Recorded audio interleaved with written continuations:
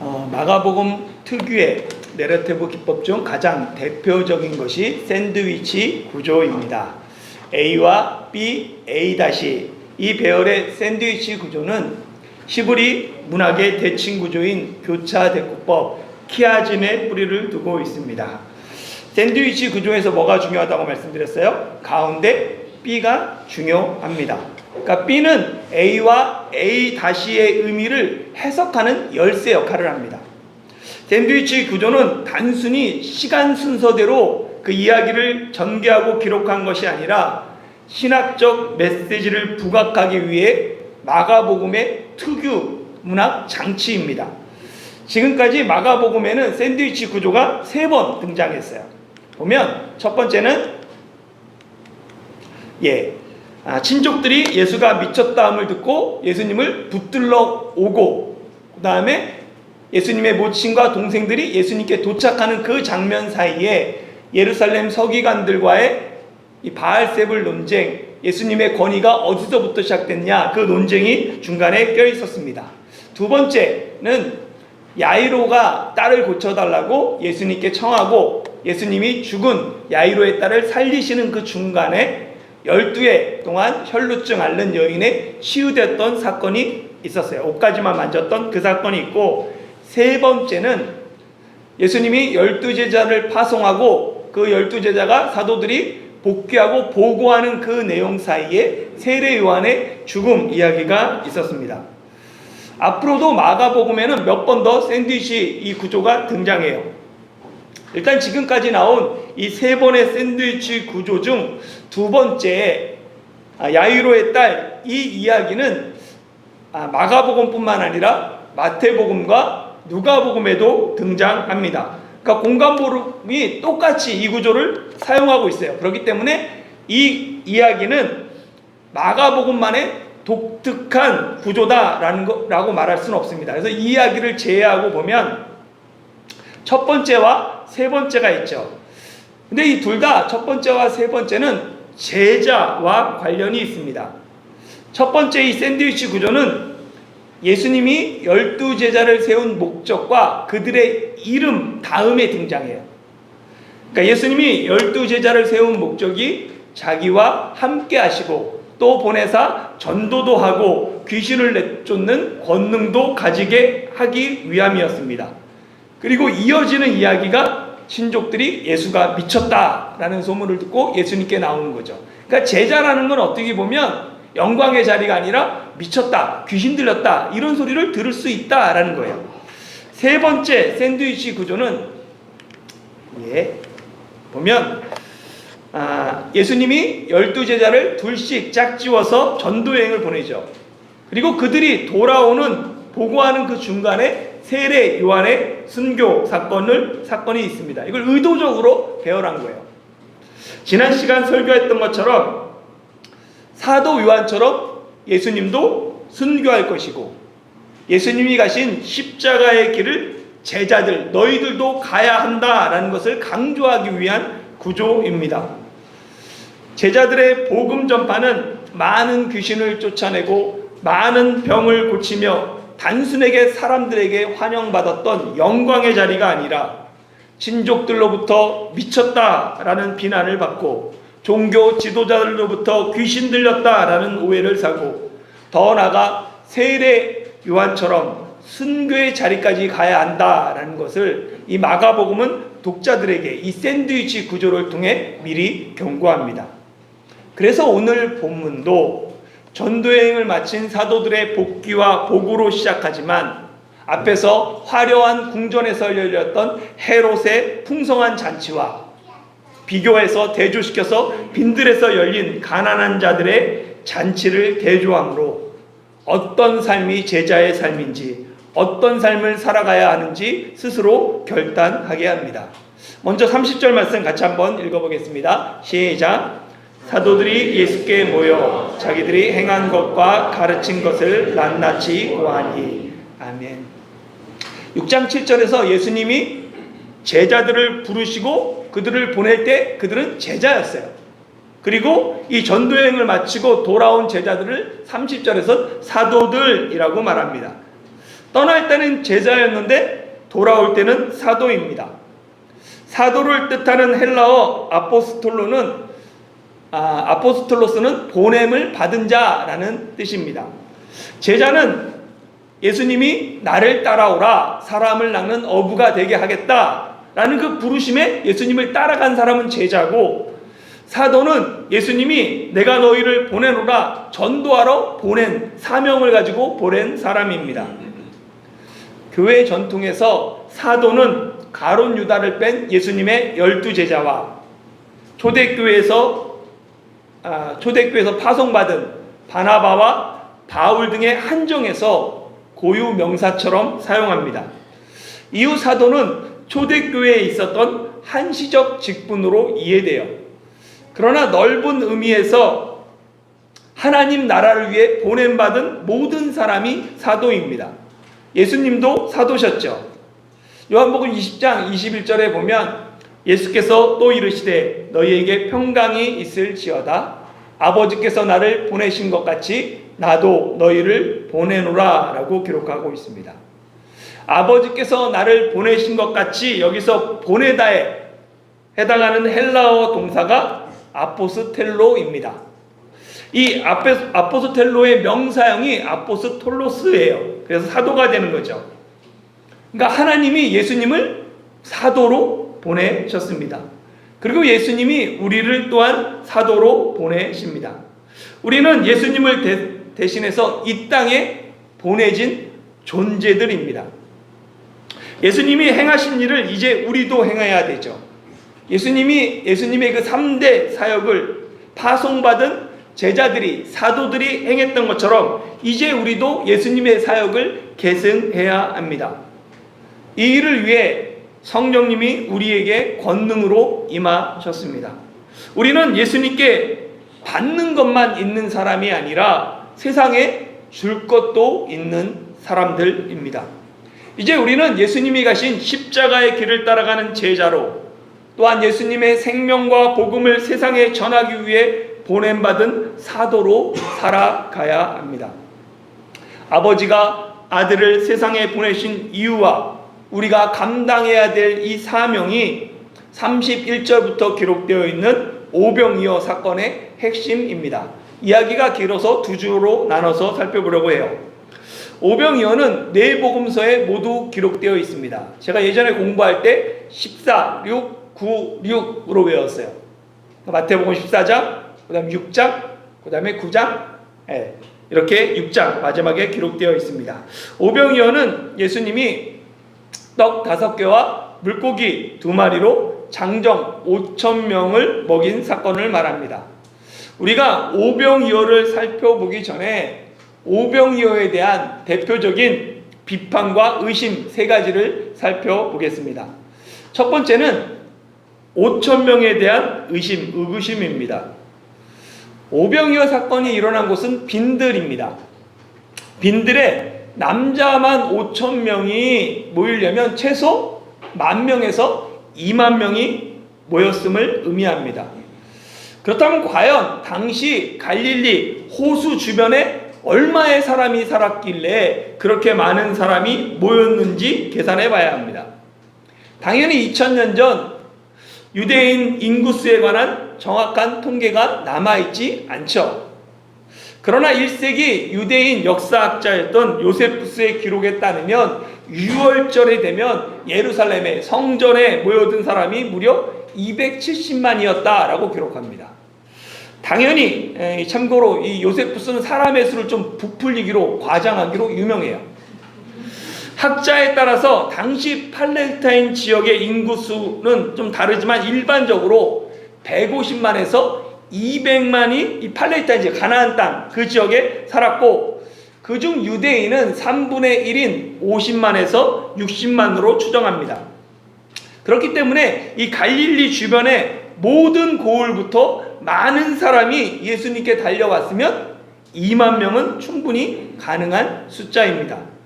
더군다나 이 오병이어 사건이 일어난 그 시기를 요한복음 6장 4절은 뭐라고 얘기하냐면 마침 유대인의 절기인 유월절이 가까운지라 라고 기록하고 있습니다. 그러니까 유월절에 가장 많은 순례객들이 오는데 갈릴리 지역은 유월절을 맞아 예루살렘으로 가는 북부에 있는 사람들이 지나가는 순례자들의 경유지였던 거예요. 예수님을 보기 위한 사람들의 행렬이 갈릴리 주변의 모든 고을과 그리고 순례길에 오른 대규모 무리가 합쳐지면 5천 명은 쉽게 모입니다.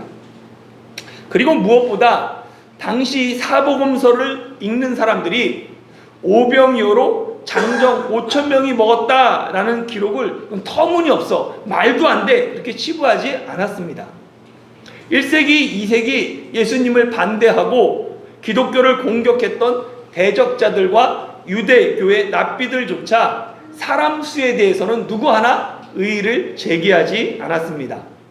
대적자들의 당시 침묵이 오병이어가 실제 일어난 역사적 사건이라는 강력한 근거가 됩니다. 두 번째는 바구니 출처를 의심하는 사람들이 있어요. 그 사람들이 모였어. 그래, 배불리 먹었어. 그런데 남은 떡 조각과 물고기가 12바구니에 찼다고? 근데 빈들에서 어디서 그 바구니가 나타났느냐 의심하는 사람들이 있습니다. 오병이어, 여기 보면 사건의 이 바구니를 뜻하는 헬라어는 코피노스라고 말합니다. 유대인들이 그 버들가지로 만든 여행용 휴대 바구니입니다. 모인 많은 사람들 중에는 가까운 고을에서 온 사람들이 있었지만 또 먼 곳에서 유월절을 맞아 예루살렘으로 가는 순례자들이 있어요. 당연히 순례자들은 여행을 위한 휴대용 바구니를 가지고 다녔습니다. 마가복음 8장에 예수님이 떡 7개와 물고기 2마리로 큰 무리를 먹인 칠병이어라고 부르는 사건이 있습니다. 칠병이어로 약 4천 명이 배부르게 먹고 남은 그 조각들을 7광주리에 거두었어요. 이때 이 광주리는 헬라어 스퓨리스입니다. 이거는 곡식이나 생필품을 담는 큰 광주리예요. 그러니까 마가복음은 장소와 상황에 따라서 이 바구니와 광주리를 구분해서 기록합니다. 12바구니와 7광주리는 오병이어와 칠병이어가 허구가 아니라 오히려 매우 구체적인 역사적 현장을 담고 있다라는 사실을 증명합니다. 세 번째 비판과 의심은 합리주의적 해석들입니다. 예수님의 기적을 믿지 못하는 사람들은 오병이어를 인간적으로 해석해요. 그래서 한 아이가 엄마가 싸준 자신의 도시락, 보리떡 5개와 물고기 2마리 예수님께 드렸더니 그 모습을 보고 어른들이 찔림도 받고 감동도 받아서 각자 싸운 것들을 다 내놨더니 풍성하게 먹고도 남았다라고 해석하는 사람도 있고, 마침 그때 빈들을 지나가는 아라비아 상인들을 보고는 그들에게 달려가서 양식을 사서 모두 배부르게 먹고 12바구니를 남겼다라고 주장하기도 합니다. 그러나 이런 해석들은 예수님의 신성을 믿지 못하기 때문입니다. 19세기 자유주의 신학은 예수님을 그저 한 사람, 인간으로 보고는 예수님이 행하신 그 기적들을 인간의 이성과 합리로 해석하려고 시도했습니다. 결국 이런 시도들은 예수님을 반쪽짜리로 만들어 버립니다. 예수님의 신성을 부정하는 반쪽짜리 믿음은 예수님을 그저 좋은 사람, 윤리 선생님, 위대한 성인으로만 인정합니다. 오병이어는 단지 아름다운 나눔을 위한 동화 같은 이야기가 아닙니다. 오병이어는 예수님이 참된 메시아, 목자이심과 하나님 나라의 풍성함을 미리 맛본 사건입니다. 사람들이 쌓아온 각자의 도시락을 나눴다는 식의 해석은 성경 본문과 정면으로 충돌합니다. 상인들에게 양식을 샀다는 해석도 요한복음에서 예수님이 빌립에게 우리가 어디서 떡을 사서 이 사람을 먹이겠느냐라고 묻고, 마가복음에서 제자들이 예수님께 우리가 가서 200데나리온의 떡을 사다 먹이리까? 라는 질문과도 충돌합니다. 오병이어 이후 12바구니가 남았다는 것은 단순한 나눔이 아니라 하나님 나라의 풍성함을 뜻합니다. 사람들이 설명할 수 있는 합리적인 방법으로 예수님이 오병이어를 행하셨다면 오병이어를 사복음서에 모두 기록할 필요가 없습니다. 오병이어는 하나님이 초자연적인 방법을 통해 행하신 기적입니다. 오병이어가 예수님이 행하신 대표적인 기적이기 때문에 사복음서 4곳에 모두 기록한 유일한 표적, 기적입니다. 예수님이 참 사람이며 또한 참 하나님이 되심을 믿는 여러분이 되기를 소망합니다. 이어지는 말씀 31절부터 34절 같이 읽어보겠습니다. 시작. 이르시되 너희는 따로 한적한 곳에 가서 잠깐 쉬어라 하시니 이는 오고 가는 사람이 많아 음식 먹을 겨를도 없음이라. 이에 배를 타고 따로 한적한 곳에 갈새 그들이 가는 것을 보고 많은 사람이 그들인 줄 안지라. 모든 고을로부터 도구로 그곳에 달려와 그들보다 먼저 걷더라. 예수께서 나오사 큰 무리를 보시고 그 목자 없는 양 같음으로 인하여 불쌍히 여기사 이에 여러 가지로 가르치시더라. 아멘. 전도여행에서 돌아온 제자들은 계속해서 밀려드는 사람들을 대접하고 접대함으로 인해서 제대로 쉬지도 못합니다. 심지어 오고 가는 사람이 많아서 음식 먹을 겨를도 없었어요. 예수님은 제자들이 혹사당하는 것을 원치 않으셨습니다. 그래서 제자들에게 한적한 곳에 가서 잠깐 쉬자라고 말씀하십니다. 쉬는 거에서 죄책감을 느끼는 사람들이 있어요. 현대는 그걸 죄처럼 생각하기 때문에 그런 것 같아요. 또한 쉬는 사람을 정죄하기도 합니다. 사람은 처음부터 6일 동안 힘써 일하고 하루 쉬도록 창조되었습니다. 쉼이 필요 없는 사람은 아무도 없어요. 제자들도 마찬가지고 사역자도 마찬가지입니다. 사역에 지쳐 탈진하기보다 쉼을 통해 오랫동안 사역하는 것, 그것이 하나님 나라의 유익입니다. 저는 최근 저녁마다 아내를 따라 슬로우 러닝을 시작했어요. 그런데 이 초보의 특징이 저에게서 그대로 드러납니다. 저도 모르게 이 페이스가 빨라지는 거예요. 오버페이스하게 되는 거예요. 그러다 보니까 몸에 과부하가 걸립니다. 이 빨라진 심박수는 체지방을 연소하는 것이 아니라 탄수화물을 에너지원으로 사용해서 금방 지치게 만듭니다. 처음에 아내가 초보치고 너무 빠르다라는 저게 말했는데 제가 그 말을 인정하지 않았습니다. 그런데 아내의 조언을 따라서 속도를 줄이니까 호흡이 안정돼요. 그리고 호흡이 안정되니까 그 결과 제가 처음으로 주중에 많이 뛰지도 못하고 5km를 달리기 성공했습니다. 신앙생활은 단거리 빨리 달리기가 아니라 장거리 오래 달리기입니다. 오래 달리기 위해서는 오버페이스 하지 말고 호흡을 안정시켜야 합니다. 이 안정적인 호흡은 쉼과 재충전을 통해 이루어집니다. 이 쉼을 통한 회복의 원리를 아셨던 예수님은 배를 타고 제자들과 한적한 곳으로 가십니다. 한적한 곳으로 번역된 이 헬라어는 에레모스예요. 에레모스는 사람이 거하지 않는 황무지, 빈들, 광야를 가리킵니다. 그러니까 광야를 뜻하는 히브리어 미드바르, 이것을 헬라어로 옮겼던 70인역에서 에레모스로 광야를 번역하고 있습니다. 출애굽한 이스라엘 백성에게 광야는 시련과 연단의 장소였죠. 또한 그 광야는 하나님이 자기 백성에게 먹을 것을 주시고 종의 멍에를 벗고 쉼을 누리게 하신 휴식의 장소입니다. 이스라엘 역사 중 가장 편안하고 행복했을 때가 광야 40년입니다. 하나님이 이스라엘 백성의 의식주를 친히 책임지시고 구름기둥과 불기둥으로 인도하신 광야 40년이 그 당시는 너무 힘들고 어려웠지만 돌아보면 이스라엘 백성에게 가장 행복한 시간이었습니다. 그래서 하나님은 예레미야 선지자를 통해 그때를 회상하며 이렇게 얘기합니다. 예레미야 2장 같이 읽어볼까요? 시작. 가서 예루살렘에 귀를 기울이시라.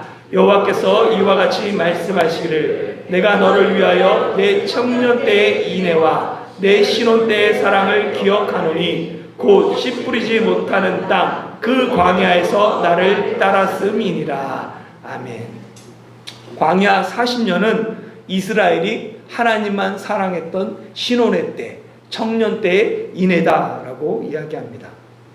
예수님이 쉼이 필요한 제자들을 데리고 한적한 곳으로, 광야로, 빈들로 가셨는데 예수님이 가는 것을 보고 많은 사람이 도보로 빨리 달려와서 예수님보다 먼저 도착해서 기다립니다. 큰 무리가 기다리는 그 모습을 예수님이 보시고 그들이 마치 목자 없는 양 같음으로 인하여 불쌍히 여기셨습니다.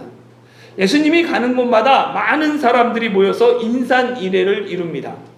이런 모습은 예수님의 명성이 널리 퍼졌다라는 긍정적인 의미와 함께 사람들이 목자 없는 양처럼 방황하고 있다라는 부정적인 의미를 포함합니다. 예수님이 큰 무리를 목자 없는 양 같다고 하신 것은 당시 그 사람들이 지도자들로부터 돌봄을 받지 못했다라는 것을 은유적으로 나타냅니다. 구약 성경에서 목자 없는 양이라는 표현은 지도자들의 책임을 강조할 때 사용되었습니다. 민수기 27장 16절 17절에 보면 이렇게 기록되어 있어요. 여호와 모든 육체의 생명의 하나님이시여 원하건대 한 사람을 이 회중 위에 세워서 그로 그들 앞에 출입하며 그들을 인도하여 출입하게 하사 여호와의 회중이 목자 없는 양과 같이 되지 않게 하옵소서. 아멘. 이 말씀은 모세가 이제 너는 약속의 땅에 들어가지 못한다라는 선고를 받고는 이 회중들이 목자 없는 양처럼 되지 않도록 새로운 지도자 여호수아를 세우기를 하나님께 간구하는 기도 내용입니다. 에스겔 34장 5절에 보면 목자가 없으므로 그것들이 흩어져서 모든 들짐승의 밥이 되었도다 라고 기록합니다. 하나님이 예루살렘이 바벨론에 의해서 멸망한 것, 그 원인이 뭐냐면 목자가 없기 때문이다 라고 말씀하세요. 예루살렘 멸망의 책임이 목자에게 있습니다. 그래서 하나님은 흩어진 그 하나님의 양떼를 찾으시고 찾겠다라고 말씀하시고 그 방법으로 한 목자를 새로 세우겠다라고 말씀하세요. 그게 에스겔 34장 23절입니다. 같이 한번 읽어보겠습니다. 시작. 내가 한 목자를 그들 위에 세워 먹이게 하리니 그는 내 종 다윗이라. 그가 그들을 먹이고 그들의 목자가 될지라. 아멘. 하나님이 세우실 한 목자, 하나님의 종 다윗의 후손으로 오신 예수님이십니다. 예수님이 목자 없는 양을 불쌍히 여기셔서 그들에게 먹이시는 거예요. 불쌍히 여기다, 여기에 해당하는 헬라어는 스플랑크니 조마입니다. 이 단어는 명사 스플랑크논에서 유래했어요. 이 말은 인간의 내장, 창자, 심장, 내장을 뜻하는 단어입니다. 고대 헬라와 유대 문화에서 인간의 감정이 어디서부터 시작되나 했을 때 그것이 내장에서, 창자, 심장 같은 내장에 그 감정들이 있다라고 생각했어요. 그래서 불쌍히 여겼다라는 이 표현은 창자가 끊어지는 아픔과 통증을 함께 느끼며 깊이 공감하는 애통함, 국률을 뜻하는 단어입니다. 영어로 말하면 compassion이라고 말할 수 있죠. 함께 고통받는 것이라고 말할 수 있어요. 이 단어가 가장 불쌍히 여기다와 근접한 뜻을 가지고 있습니다. 신약 성경에서 비유의 등장인물을 제외하고 이 스플랑크니 조마이가 유일한 주어가 예수님입니다. 예수님만이 이 단어를 사용하세요. 마가복음에서 이 단어가 딱 2번 사용하는데 오병이어와 칠병이어때입니다. 그러니까 예수님이 목자로서 무리들을 먹일 때만 이 단어를 사용하고 있어요. 그러니까 마가복음은 의도적으로 예수님께 나온 그 목자 없는 양 같다라는 그 단어를 통하여서 그들을 불쌍히 여겼다, 그들을 먹이셨다라는 것을 통해서 예수님이 참 목자다라는 것을 강조하고 있는 거예요. 마가복음은 그래서 보면 39절에 그 특징이 나타나는데 다시 한번 읽어볼까요? 시작. 제자들에게 명하사 그 모든 사람으로 때를 지어 푸른 잔디 위에 앉게 하시니, 예수님이 제자들에게 사람들로 때를 지어 푸른 잔디에게 앉게 하셨어요. 이게 마가복음에만 기록되어 있는데, 때를 지어 여기에 해당하는 헬라어는 심포시아 두 번 사용하고 있습니다. 이 심포시아의 어원은 심포시온이라는 뜻이에요. 이거는 함께, 피노 마시다 라는 뜻입니다. 그러니까 함께 마시고 즐기는 잔치, 연회라는 뜻을 갖고 있어요. 그러니까 예수님이 사람들로 때를 지어라 라고 말할 때는 그들을 위해서 함께 마시는 연회를 준비하고 연회의 그 배열처럼, 잔치 자리처럼 앉게 하라 라는 의미인 거예요. 앉다로 번역된 이 헬라어도 원래 눕다라는 의미입니다. 유대인들은 식사할 때 옆으로 비스듬히 기대서 누워서 식사합니다. 자리에 앉아서 식사하는 게 아니에요. 그들은 항상 이렇게 옆에 기대서, 품에 안긴 것처럼 누워서 기대서 식사했습니다. 그러니까 잔치 배열에 맞춰서 또 사람들이 식사하기 위해 때를 지어서 100명씩 50명씩 푸른 잔디 위에 누워 있었던 거예요.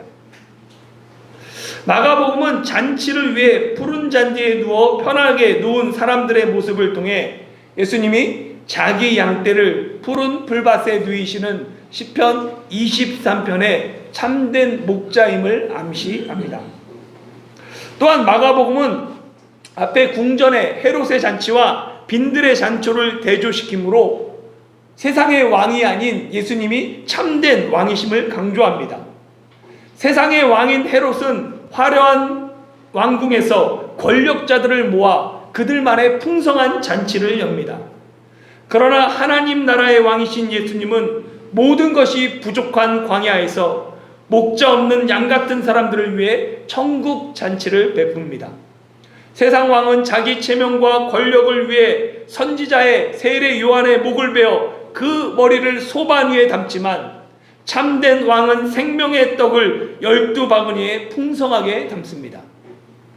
마가복음은 세례 요한의 죽음 직후에 오병이어를 배치함으로 두 잔치의 대조를 통해 예수님이 참 목자이시며 참 왕이심을 강조합니다. 구약 선지자들은 메시아가 오셔서 백성들에게 풍성한 하나님 나라의 잔치를 베풀 것이다 라고 예언했어요.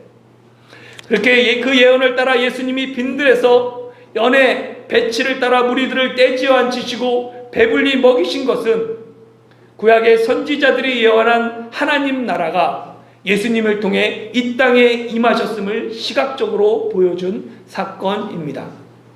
오병이어의 구체적인 내용과 의미는 다음 시간에 이어서 살펴보겠습니다. 사랑하는 성도 여러분, 세상은 화려한 권력과 탐욕이 지배하는 헤롯의 궁전잔치로 우리를 초대합니다.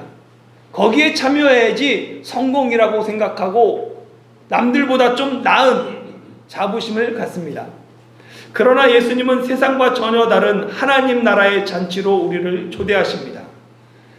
예수님은 세상에서 보호받지 못하고 돌봄받지 못하는 목자 같은 양과 같은 무리를 위해 빈들에서 잔치를 준비하셨습니다. 장자가 끊어지는 것 같은 애통함으로 양떼를 품으신 참된 목자 되신 예수님이 우리를 세상으로 보내십니다. 우리는 이제 제자의 삶에 만족하지 말고 사도로 살아가야 합니다. 우리는 예수님이 세상에 보내신 사도들입니다. 세상은 지금도 여전히 목자 없는 양 같습니다. 예수님이 목자 없는 무리를 불쌍히 여기신 것처럼 우리가 예수님의 긍휼을 품고 세상에 나아가야 합니다. 비록 우리가 가진 것이 보잘것없는 떡 5개와 물고기 2마리 같을 수 있습니다. 그러나 오병이어가 예수님의 손에 들렸을 때 5,000명을 먹이고도 12바구니가 남는 풍성한 역사에 쓰임 받았습니다.